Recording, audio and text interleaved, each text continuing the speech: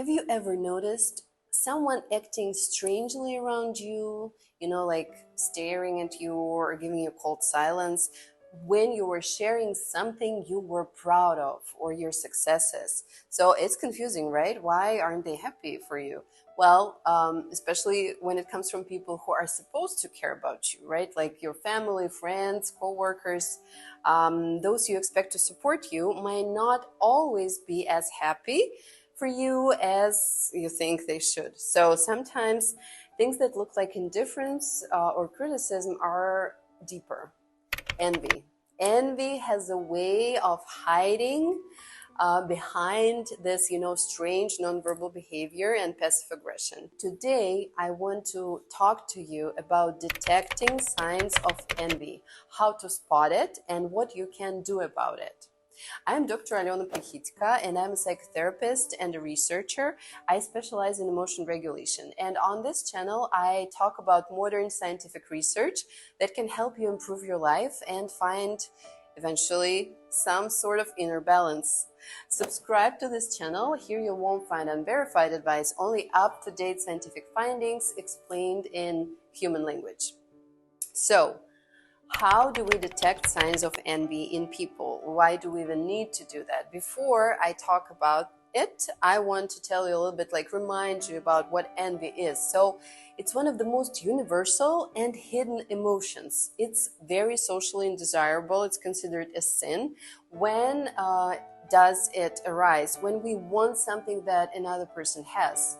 And while good envy inspires admiration, self-improvement, bad envy, malicious envy leads to resentment and aggression, passive and active. So unlike jealousy, which involves fear of losing something you already have, envy stems from wanting what another person possesses. So oftentimes it's suppressed because we just don't want to admit it, because it makes us look bad, as if we're worthless, we don't have something, right? So we hide it even from ourselves, but it still gets out through some comments or nonverbal behaviors that we exhibit. So we'll talk about hidden signs to watch for, and we'll use some examples from famous books and movies.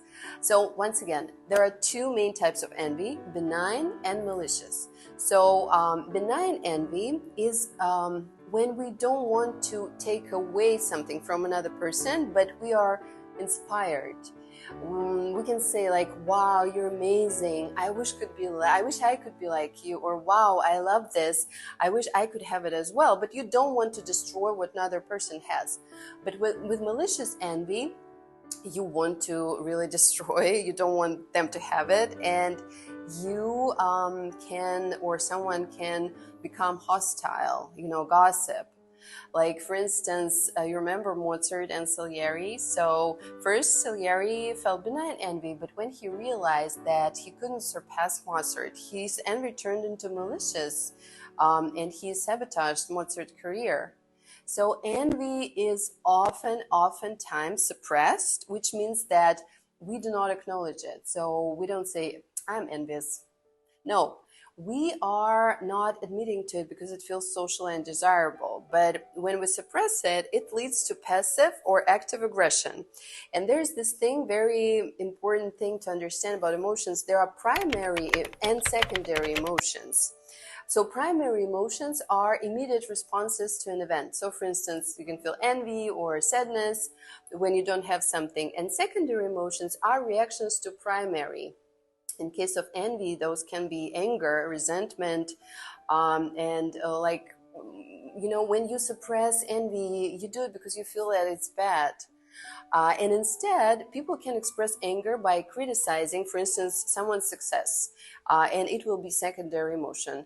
For example, you can feel envy, but you don't notice it. You feel anger, and you want to judge how, let's say, someone looks on Instagram. Like, you can say, oh my God, her body, well, it isn't good enough. Her, something is too big or too small. But in reality, you wish you had such body, but you say, no, I'm okay. I'm perfectly fine with the body I have, but her body is bad, right? So something to think about. If you're so okay with yourself, why are you so judgmental towards someone else?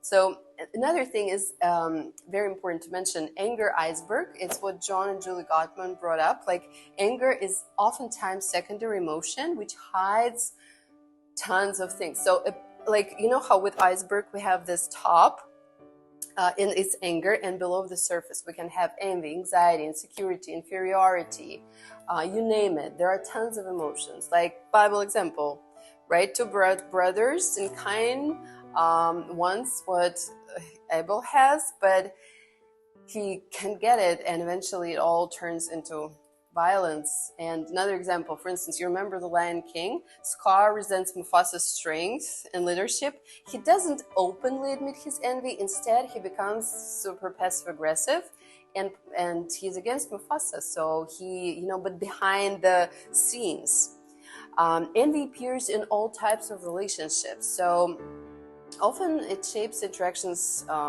in subtle ways. There's sibling rivalry, right? So envy among siblings often arises when one is favored, or one thinks that another one is favored or is more successful. There's competition, resentment, right? In friendships, for instance, Mean Girls, Gretchen and Regina. So friends may appear supportive, but secretly they feel competitive and envious, and it can lead to gossip, withdrawal, passive aggression. We see it in romantic relationships as well. And while some women say that men do not envy, men do envy, and they become competitive. It's just they will never admit it, because they're too good to be envious. Everything is fine with them. But men can feel envy towards their girlfriends, their wives, especially if they are doing better. In parent-child relationships, we also see envy when, for instance, parents envy their children's success, right? And they become overly critical, or they become competitive. Competition is one of the signs that, something is going on. So we have nonverbal signs of envy. Moving to detecting it, it's facial expressions like tight lips, raised eyebrows with a forced smile, like disbelief. People can have like crossed arms, or like turn away, reduce eye contact, or make like very artificial smiles. When you see that smile is not genuine, you're like, good for you, right? So avoiding eye contact, this is what people do when they are trying to hide something. And verbally, backhanded compliments, it's one of the biggest signs. Like, wow, you did so well. I didn't think you were the type, right? So like putting you down while giving you a compliment, or, oh, wow, this is amazing, but I would never spend that much money. It's just too much. Like, for instance, in Gatsby, one person called another Mr. Nobody from nowhere, like to minimize success, Gatsby's success and his achievements.